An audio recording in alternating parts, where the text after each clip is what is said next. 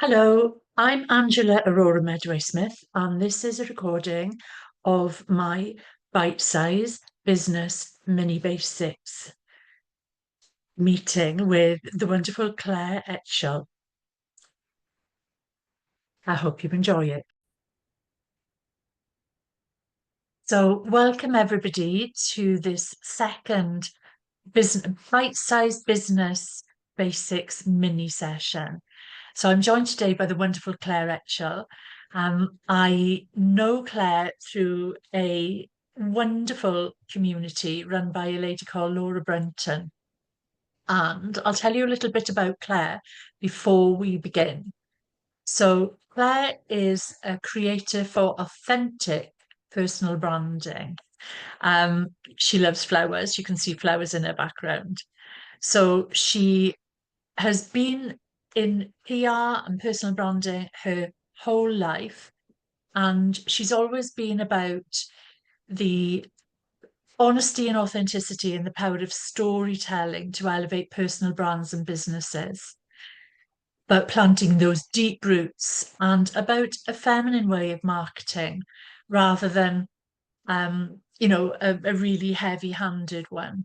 And she's transitioned from PR to mastering digital marketing and social media strategies. And she's just one truly amazing lady. And I'm so happy to welcome her here today and thank her so much for sharing her wisdom with you. So it's over to you, Claire. Thank you. That's so kind. I'm just going to share my screen so anything could happen. Let's see if I can do it without messing it up. Yay, here we are. Okay. Okay, I'll be happy when I get to the slideshow bit. Here we go. Can you still see? Are we all good? Yeah. Okay, so as Angela said, I'm Claire. I've been working in this industry for as long as I can remember. So basically before Facebook even came along. So I'm old school. I did all of the kind of, double page spread kind of PR. So it has changed an awful lot. Me and Angela were just talking before this about how much things have changed over the years. But I'm from an age when it was all in print and it's changed a lot. And, it's been really interesting to see how that essence of storytelling has evolved over the years. So I work predominantly with female entrepreneurs. I've done gifting and stuff like that in the past. So your Holly Willoughbys and your Jessica Albers and all that kind of stuff when we used to do like that kind of print media. And now I work in like social media and content strategy. So I've really evolved, and my kind of passion side for content, because I love videos, and one of those weirdos, is that I have my own blog and I create my own content. So it's the kind of thing that I've thought a lot about my own personal branding over the years. And as an interesting fact, which is a bit strange, but I used to be called Naked PR Girl.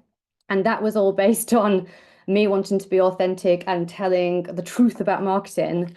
But over the years, it's led to so many problems, particularly with gentlemen in America who like to Google naked girls.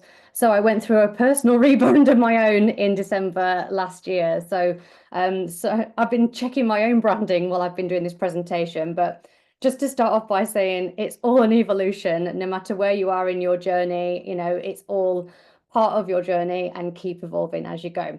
So that's enough about me. On to the next thing. Next one, this one. Okay, so today we're going to be covering like the magic of branding and how it can pull people towards you, how that authentic storytelling can basically make you connect with the audience and make it easier and like not sleazy whatsoever to sell to them because you're being who you truly are. About personal branding, because that is what I'm all about. People buy from people.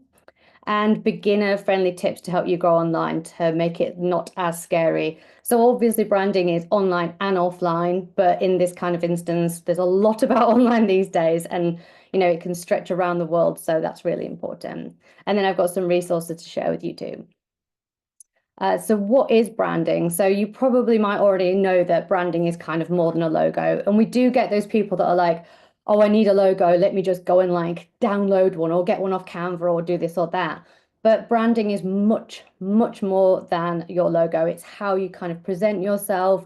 it's the colors you're using, it's how the textures of your brand are. It might be the sounds that are like incorporated to your brand. It's everything. So I've used Trinny Woodall here and her vibrant brand, which stands out in against a really kind of luxury pared back marketplace.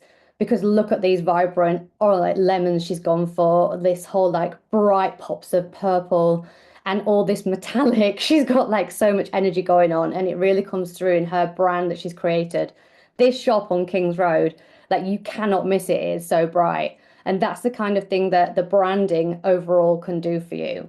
And this can be like how your brand feels to the dream client. Like I'm guessing walking in there, going in there must feel like getting to a party. You must feel like you've entered like this multicolored, like exciting land.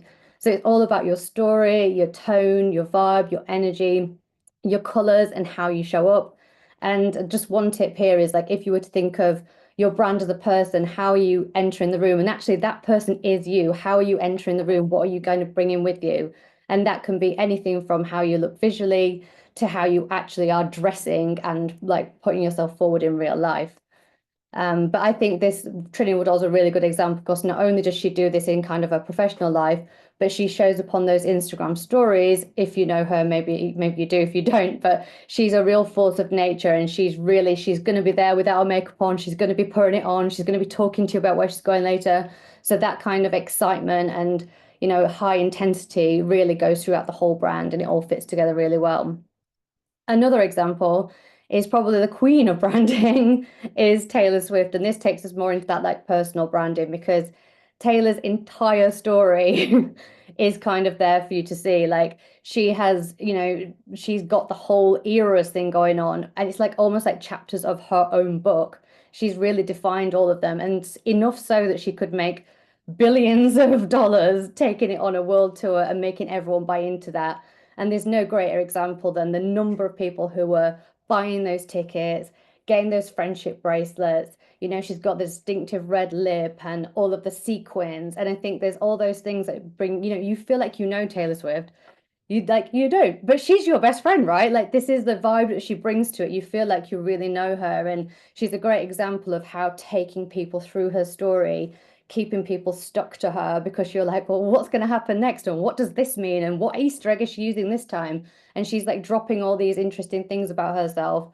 And it's all really nicely consistent. And she's telling this amazing story, almost like you're watching your favorite Netflix and you're watching the next episode. You're really excited to see what's going to happen next. So how can we apply this to our own lives? So I think I'm not the first person to have gone through like a massive evolution. And I will tell you, I've seen like Kim Kardashian's first Instagram post. I've seen everyone's, and they're all terrible, because that's how we all start. We have to start like anywhere, somewhere. And this can be like your branding, your first website, your first anything is going to be terrible. And I've used my own self as an example here. This is my kind of first post on the left that I did. So this is kind of me like sharing other people's stuff and taking bad photos and using text in bad ways and making everything look pretty awful. And then now I've evolved, hopefully, to a place where there's a lot more consistency. I've forced the consistency through, and I've got clearer and clearer on my goals. So my like advice is in general is get started and then clarify it as you go along. Like it's all about the evolution. You don't want to be perfect here, and don't be afraid to work with different people as well. It might be that you do want to talk to a graphic designer about the visual side. You might want a photographer to pull out those like most amazing images of you. You might want to work with a stylist because you're like, actually, I really feel like I want to nail this down, or these colors or whatever. Like, don't be scared to like work with other people, but most of the work you'll do will be with yourself, will be with your own Pinterest boards and your own, thinking deeply about what you want to do, like what your business goals are and who you want to connect with and what information is going to connect with them and what part of your story to tell in your storytelling.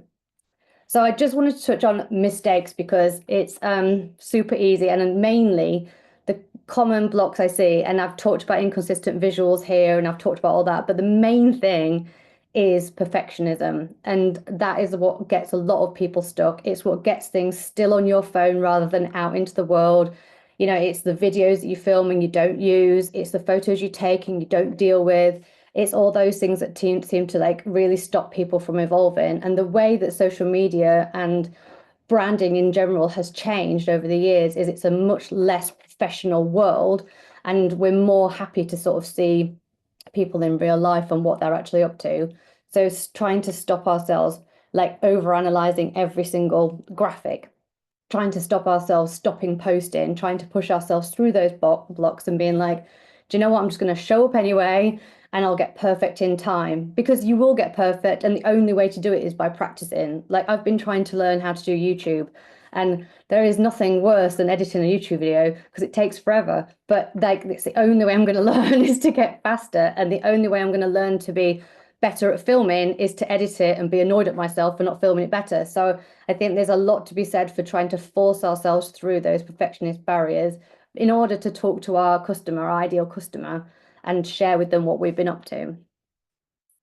So I've got a little beginner friendly framework, no, different thing. And this is just about the aesthetics. So I'd probably just loosely break this down into like the aesthetics and the wording, just as a beginner type of thing. And the aesthetic, we want this to really align with you. You're not trying to create somebody that doesn't exist. This is like probably you on a great day. You don't need to be like, oh my God, right, I need to like create something brand new. This isn't about that. That's about being who you truly are, and then making sure that the world can see that, and you're not trying, you're not hiding it in any way, shape, or form. But as I've said, mine's taken years. So it just doesn't always happen over time. And obviously having an expert to help you can really advance that and make it faster. You'll see that with a lot of celebrities. They'll get a lot like really polished really quickly. But you can just start by thinking about what your content pillars might be, for example. So I've just put mine in there as an example. So mine, as I've defined over the years, finally, I'm living in London. I'm loving London. I create a lot of content about London. I talk about flowers and Instagrammable content a lot. So I've got that down as one of my key things. I've got marketing and seasonal content. I'm really passionate about the seasons. So the flowers right now are just giving me so much life. Halloween, I love. Christmas, I love. So that is like something I really lean into. So that's another one of mine.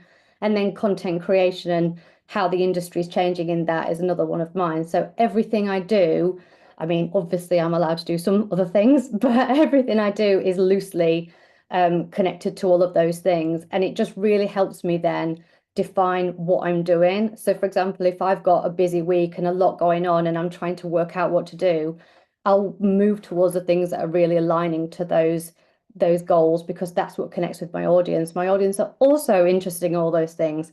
So for example, it makes it easier for me to decide whether I'm going to a floral afternoon tea or I'm going to go, I can't think of anything that's really off brand for me right now. I don't know, like a heavy metal band night or something. Like I can really like pick based on what I'm trying to get over. And so it makes it all more cohesive. And I've also just looked at colours here quickly as well. But I mean, it's each to their own with the colours. So mine has very much been defined by my brand. And you'll see throughout this presentation that the colours, the grey is like a kind of more professional colour that I've got. And I use that throughout my brand. I also use like a soft pink throughout my brand as well, which is much more that feminine marketing we were talking about. So even this presentation has been kind of picked specifically to show you the different elements that I pull through. And if you see the little icon in the corner, in the left-hand corner, that's like my kind of little it's like a pen nib, but it's got like a heart in the middle. So I've got all these like little things that you probably wouldn't even really notice, but just hang everything together nicely for me. And over time, because I tried to be restrictive to this color palette, I found myself in a corner where I was a bit bored of myself because, like gray and pink, I'm like, I need more than this, guys. So I've used highlight colors, but it's not like completely restrictive. It's kind of who I am. It's what my wardrobe looks like. It's what my life looks like. But it's just kind of trying to be aware of those things when you're going through these things. Just try to make everything sort of hang together so that when your customer gets to you, they feel like, oh, I know where I am. And it's like Angela with her bright colors, like, you know where you are. You've arrived at the home of like, yeah, spirituality and color. So it's those kind of things. And the butterfly, I like that butterfly. I've got a lot of time for that. So on to the wording. So again, just pulling through that wording. I spend a lot of time thinking about wording, but I tried really, really hard on my website, spent a lot of time thinking about it. I even paid someone to help me with my wording. And in the end, guys, honestly, you just need to think of it yourself. It's just much easier. But I've come up with that I'm Claire and I've got London in there. I'm London creator for authentic personal branding and looks marketing strategies and expect an overdose of flowers. So I spent a long time trying to boil those like few key things about me like into basically a sentence. And yeah, it did give me quite a headache, but I really enjoyed like having that like nailed down because then I can use it in other places. And by going through this talk with you today, I've actually been doing my own housekeeping. I've been going off and looking at places and being like, God, I haven't updated that in a while. So we can perhaps all take this as a little opportunity to do our own housekeeping, you know, go on all those different social media platforms, have a look at your own website. Do we need to freshen things up a bit? Is it a really old picture? Do we need a fresh, you know, new set of pictures in? And you can just think about the words that really describe your, you know, your brand. And, you know, even just like it's a really popular thing to do, but introducing yourself again, because it's probably be a year since you did it. You know, just saying to people, this is who I am, this is what I do, and this picture and words, you know, this is what I'm about. And it really makes people reintroduce yourself to them and get it fresh in their mind for a new season. And that's pretty much it actually from me. So I just have a few things that I can share with you that might help if you want to take it any further. So I've got a guide. It's actually called Instagram Like a Pro, but it really is all social media. It's about like going through those confident blocks you might have and doing more things to get yourself out there and putting more content together. So I've put that on here with the QR code, which I figured out how to do today. So I feel like I've really winning. I've managed a QR code. So I've popped that there. And then I do one-to-one like personal branding sessions and stuff as well. So if you do want to chat more, or if you just want to connect on LinkedIn, I do have a free like newsletter as well that goes out every month with lots of tips on. So more than welcome to join me on there or ask any questions. I think that's it. That's wonderful. Thanks so much, Claire. And the QR code worked. So I don't know if people want to get their phones and click on it now, because I've just done it myself to make sure that, yay, it takes me there. Oh, I So was that you so can have a pleased. look at what Claire has to offer. So I think it was you, Claire, that when I was having a stressed out moment about my website in January, and you said, why aren't you on it? Because I wasn't there, front and center of my brand. And I thought, because people buy you, that's exactly what they do.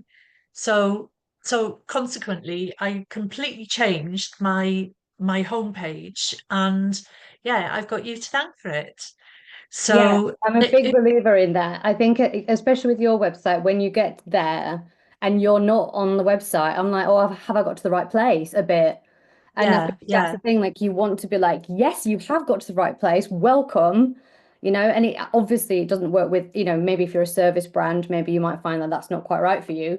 But if you're a person, you know, creating things for people to buy, you know, you can definitely welcome them to your website. I think it's a lovely thing to do yeah. I was a bit further down, but I needed to be at the top. at the top. And that was the key, really, wasn't it? So yeah, so you've hit the nail on the head. I mean, it's simpler than we think, but that makes it actually quite difficult, doesn't it, sometimes, because we've got to think. Um, so I just wanted to open the floor up to see if anybody had any questions for Claire while you've got her here. Tumbleweed. Hi. If you want to if you want to if you just want to put your hand up, use the reaction button. I think use the reaction button so that you can queue up then. Yay, Nicolette. Hello, welcome. Do you want to unmute, my darling? Hi. Yes, I have a quick question. This is something that I've been sort of wondering about. A lot of people have been telling me that people don't want to see curated Instagram anymore. And I didn't use my Instagram for about 3 years. I just started about 2 weeks ago again. Really? So I'm really like in the thick of just trying out a bunch of different things and just sort of throwing things at the wall and getting basically like no engagement other than my best friends and family members. So yeah, like I guess, yeah, staying away from too curated, but still having a plan, I guess is what I'm trying to figure out. Yeah, probably the key when you're starting it up again like that is to engage with other people, because I always say like for every, because it takes you ages to put a piece of content out there, right? You've had to make it, you've probably faffed with it for far longer than you should have done. Then you've got to do a caption. Then do you want to add some music? And then oh my God, you're like, I'm done. Okay, I'm off now. But actually, the bit where you engage is like really, really key, because as you say, like it's your friends and family are commenting, but make sure you're replying to them to boost your engagement. And then go and give yourself a little challenge of finding, even if it's like just 5 people a day that you can know, they can still be following, but they will probably come back and comment on your stuff. And that's where you start to see like, okay, yeah, this is starting to go now, and you'll start to get more of an idea what people want to see. So I would definitely say, I mean, I used to spend hours doing this, because it's almost like for every piece of content you do, you want to make sure that it's got the best chance that you can. Obviously, it's just quite hard to fit that into your time, but you could almost do it if you post less, but make sure you factored in that time. Do it like that and make sure you're definitely not missing that engagement.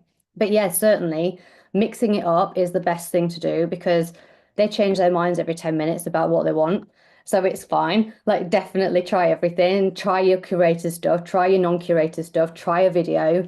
I would say always in general, if you can do it, get your face on camera. And I'm saying this as a person that does it sometimes, and other times I'm like, no, I don't need to do that. But honestly, it makes people stick to you so much more, and the algorithm really loves it. So whatever you're talking about, if you've done like, say you've done like a static post about a subject, if you want to just pop on and even just do it, casual, just be like, oh, I just want to like talk about this, whatever it is, and it's like a minute, and just put it on Reels and give that a try.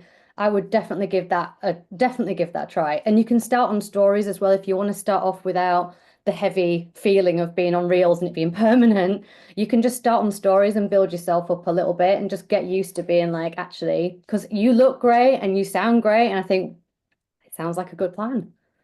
You could even just do one a week. On a week. Got it. It's a good challenge. Yeah, is it? So Yeah, because even if you do just an about me, you just say, hi, I wanted to introduce myself. I thought I'd put myself on camera, and then look at the numbers for that compared to something that maybe you've created in Canva with some text on, and you'd be really surprised which one people are drawn to. Because 9 times out of 10, and I have this with all my clients, whether it's a terrible video they've shot in a supermarket or a beautiful, it's always like people just want to see people talking. Yeah. So, thank you. Thanks, Nicolette. Thanks, Claire. What do you think about adding collaborators then? Because we have these communities of authors, we can we add each other as collaborators, and then we get to be on everybody else's, and we can all comment on each other's stuff. I mean, Yeah, do you think that? Instagram loves collaborations. It loves it. I think there's a limit to how many you can collaborate with. And obviously the same thing will appear on everyone's feed. So sometimes you might have a little bit of a branding issue if one of you likes, I don't know, being black and white, and one of you likes being neon orange or something. And you're like, oh God, how are we going to make this all work? But in general, absolutely. If you've got a piece of content that even if you've got like, say, an occasion coming up that's like, I don't know, an anniversary of something, or a big book's coming out, or something like specifically that you want to all talk about, you can almost like work on your content together and then just pull it together in one post and do it as a collab post. And then, yeah, it definitely helps, because all of your audiences are seeing it. And if say there's 4 of you, and if all 4 of you are then replying to comments, it's going to be like, oh my God, it's Christmas. Because all Instagram wants to do is make you be on there, make you keep sharing, and make you keep sharing to other people. So it's about those shareable moments, I think. It's essentially, they say that they're about community, but we can pretend that it's about community. But yes, collaborations are brilliant. Yeah, great. Thank you, Nicolette. Yay. It's so exciting. I want to follow you now and see. Like, do No, it. I I'd love that. I'd love that. Yeah. So, my other question is, I've heard also that when we use something like Planoly or Plan or any of those, that we get pushed less by Instagram than if we were to do it every single day. But I would love to just schedule out, like spend one day with it, just schedule it out. And then I can do the 5 comments afterwards. But I just Yes, batching content. Yeah, that's very clever. I think I've heard, so the guy that's at Instagram is called Adam Missouri, and he's often giving answers on Q&As. He does like a Q&A thing all the time on his stories. And he basically said that nothing's going to harm your reach like that. Nothing's going to, they're not going to downgrade you because you've used Planoly or anything like that. You can also schedule within Instagram itself. There's a little option to schedule. So you might find that you feel more comfortable in there because you can add like the music and stuff then. You can't really do that from Planoly. It's a bit more awkward. So you might find that scheduling within Instagram might suit you better. You can also schedule from Facebook. I think they call it Creator Studio these days, and that's free as well. So there's loads of free ways to kind of get yourself like, schedule in. And you can also just save it in your drafts 9 times out of 10. Like that's quite a good way to do it as well. But I would go into Instagram free of charge, get it scheduled, feel smug, and do your comments. It's all about feeling smug and doing comments.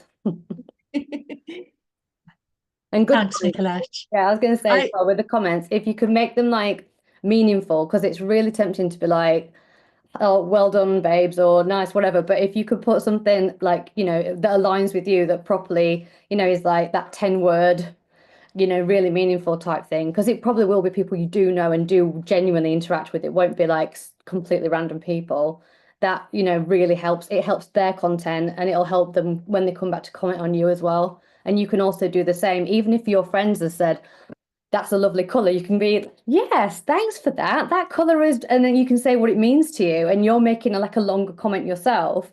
And so the algorithm's like, oh, something's going on here without, you're not like gaming it or anything like that. You're being genuine, but you're adding more value than just like an emoticon or, emoji, you're not just like shortcutting it. So there's like nice, thoughtful ways to like grow your audience, and just do it slow as well. Don't overkill it. Just accept that it's a long journey and don't worry about that. Don't worry about the fact that it's long. It is long, but that's okay. Thanks, Claire. I mean, I tend to schedule through Canva, which gives me the opportunity to post on lots of different platforms. But obviously, I can't add music and stuff like that then. But I can do it through Canva because I've got the paid plan, and so I'm going out on LinkedIn, I'm going out on Facebook and on Instagram, all on different days with the same piece. Mhm. So it's repurposing that piece of content then. Facebook. So I created a new group for us today for the Oracle authors, and I put in each of the author groups sort of a little what my wish is. So my wish is that everybody collaborates in this group and brings all their people in and talks to everybody else about their chapter and talks to everybody else about their work. And in this way, we can expand and expand and expand.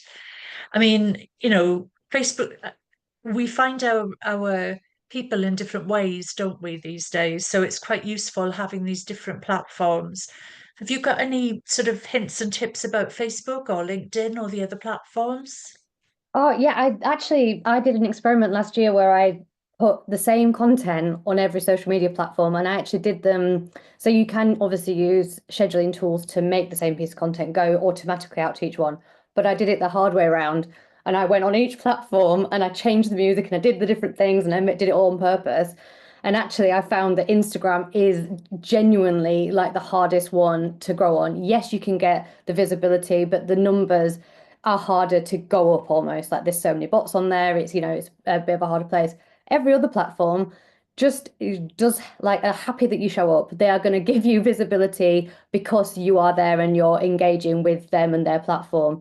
Like YouTube, LinkedIn, like TikTok, all of them. If you are putting content out and it's, you're engaging with people, which are other people on the platform, they will definitely reward you with higher and higher reach. But I liked LinkedIn. It's really good. You're really good on LinkedIn. And then I like YouTube and TikTok specifically, if you're making content for Instagram, if you're making any kind of videos, like even the ones where we're talking about talking to camera, you can easily repurpose those onto YouTube and TikTok. Like we were saying, you can put the same piece of content out, and even LinkedIn these days is much more happy about video than it used to be. So you don't necessarily need to create new content constantly. It's just about creating those really meaningful pieces that connect to people, I think. But LinkedIn especially, I think, is about that engagement. Again, you're like, there's nowhere we can go. The engagement isn't really important, apart from probably TikTok. I feel like over there you can, do what you like. It's like a Wild West over there. But I think the rest of them, it's like right. But I think if you think about like downscaling like your expectations on how much you post in order to then engage more, that's probably what I would always recommend on these ones, especially things like LinkedIn, where you could post 5 times a week easily, but it's the engagement with other people that's going to get those posts seen, because that's how they're going to see you. So who knew I was going to talk about engagement so much today? It's like all I've said. It's like a learn. Yeah. But again, remembering the consistency of the branding message, isn't it? That needs to flow through. Yeah, and also So I suppose what I've got over the years as well is I've kept adding to my archive of things. So you do find generally that the same topics might come around each year. We're always going to have Christmas. We're always going to so there are certain things that you can count on being like, actually, I know that, this is coming up. I can prepare myself for talking about that if it's important to your brand, obviously not just trying to shoehorn things in. But if you can think of your archive as a bank, a library to put things in. So say you do want to create some Christmas content one year, whatever that might look like, then you've got it for the year after. And that could be pictures, it could be, writing something, whatever it is. And then you've got it for the year coming. And then the same with personal branding pictures as well. If you want to get a set of images, you're probably going to be using those for years to come. It's like no, like literally every time you do a photo shoot, you're like, God, I'm going to use these forever, because you do, like they come in so handy, and it's about having a good brief with your photographer as well. Like, I want to get a Christmas shot. I want to get a shot of me working. I want to get a shot of me, I don't know, walking down the street. I want to, and then ticking off all those branding things. Like for me, I'm always like, I want some flowers.